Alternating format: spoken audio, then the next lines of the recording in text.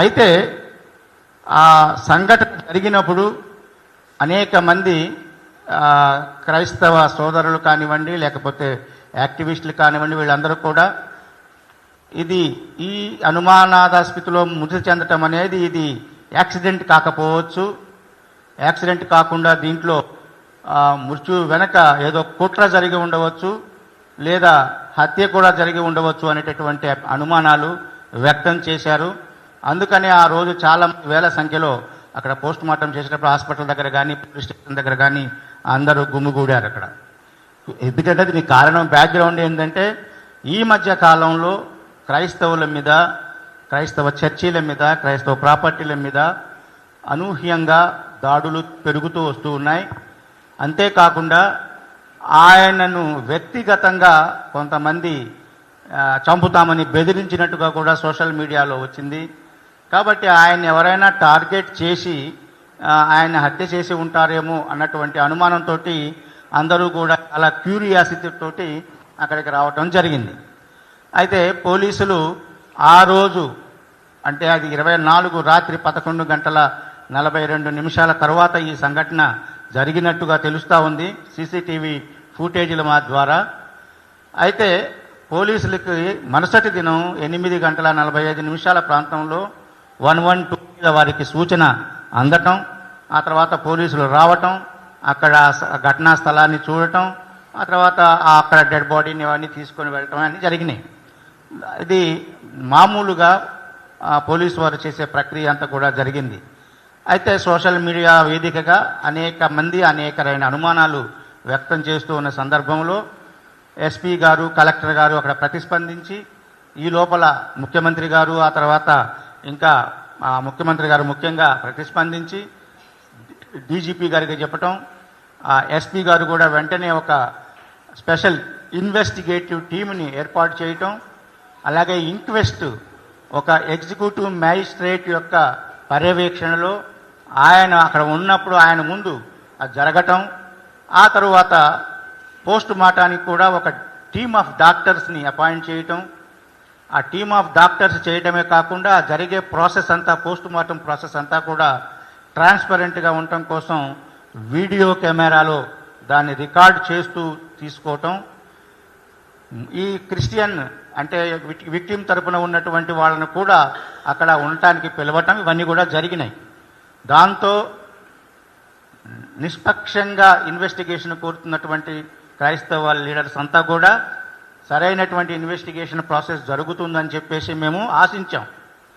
అయితే అనుమానించట్లేదు ఇప్పుడు కూడా.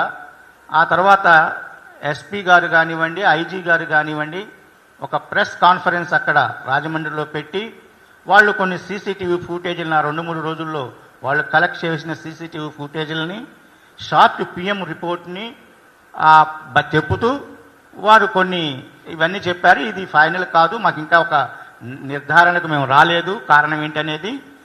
దీంట్లో ఇంకా ఫుల్ పోస్ట్ మార్టం రిపోర్టు రావలసి ఉంది.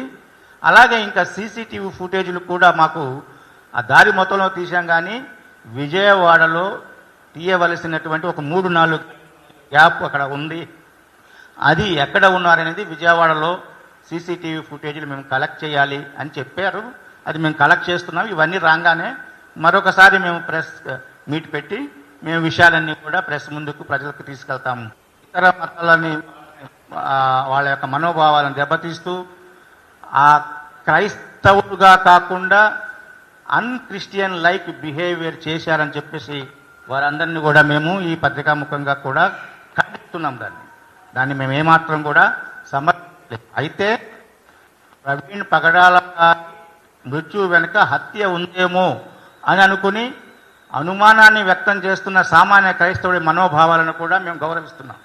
ఎందుకంటే మీద ఉన్న అభిమానం కొద్దీ జరిగినటువంటి సంఘటన, దాని వెనుక ఉన్నటువంటి అనేకమైనటువంటి సందర్భాలు, జరుగుతున్నటువంటి విషయాలు, వీటన్నిటి బ్యాక్గ్రౌండ్లో నమ్ముతారు. అలాంటి అనుమానం అవకాశం ఉంది. దాన్ని బట్టి దాన్ని క్లియర్గా ఇన్వెస్టిగేట్ చేయాల్సినటువంటి బాధ్యత పోలీసులకు ఉంది. పోలీసులు వాళ్ళ తరఫున చెప్పారు, ఎవరి దగ్గర అయినా కానీ ఏమైనా కానీ దీంట్లో సాక్ష్యం ఉంటే ఆ సాక్ష్యాధారాలను మా స్పెషల్ ఇన్వెస్టిగేటివ్ టీమ్కి మీరు షేర్ చేసుకోవచ్చు. దాని మీద మేము అన్ని రకాలుగా దాన్ని ఇన్వెస్టిగేషన్ చేస్తాము అని కూడా పోలీస్ వారు ఐజీ గారు కానీ ఎస్పీ గారు కానీ ఆ యొక్క ప్రెస్ మీట్లో చెప్పారు. చెప్పిన తర్వాత ఎవరి దగ్గరైనా ఏదైనా కానీ అటువైపు కానీ ఇటువైపు కానీ ఎవిడెన్స్ ఉంటే ఆ ఎవిడెన్స్ని పోలీసులకు అప్పచెప్పి ఆ పోలీసుల ఇన్వెస్టిగేషన్కి ఇస్తే చాలా బాగుండే. ప్రైవేటు వ్యక్తుల ద్వారా ఎందుకు ఈ వీడియో ఈ CCTV ఫుటేజీలు సర్క్యులేట్ చేయాల్సిన అవసరం ఏర్పడింది. నేను ఆ రోజే ఉన్నత అధికారులతో మాట్లాడిన పోలీస్ అధికారులతో మాట్లాడినప్పుడు వాళ్ళు ఏమన్నారంటే ఇది మేము పెట్టినటువంటి సర్క్యులేట్ చేస్తున్నటువంటి ఫుటేజీలు కావు, ఇవి మాకు సంబంధం లేదు అని చెప్పారు. అలాంటప్పుడు ఈ ఫుటేజీలని సర్క్యులేట్ చేయటానికి ఎవరికి అవసరం వచ్చింది? ఇది నెంబర్ 1 ప్రశ్న.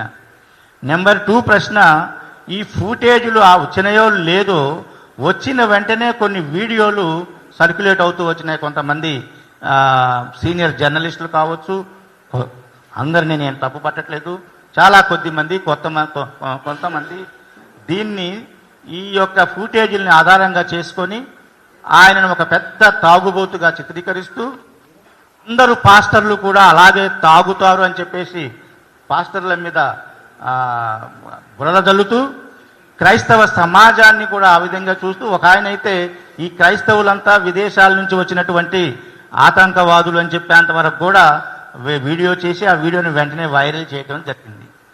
ఈ ప్రయత్నం అంతటిని కూడా క్రైస్తవ సమాజాన్ని, క్రైస్తవ మనోభావాలని, అలాగే క్రైస్తవ పాస్టర్ల యొక్క రెప్యుటేషన్ని, అంతకంటే అన్నిటికంటే ఎక్కువగా పగడాల ప్రవీణ్ గారి రెప్యుటేషన్ని, వారి కుటుంబ రెప్యుటేషన్ని అసాసినేట్ చేయటం అని చెప్పేసి మేము భావిస్తూ ఉన్నాం.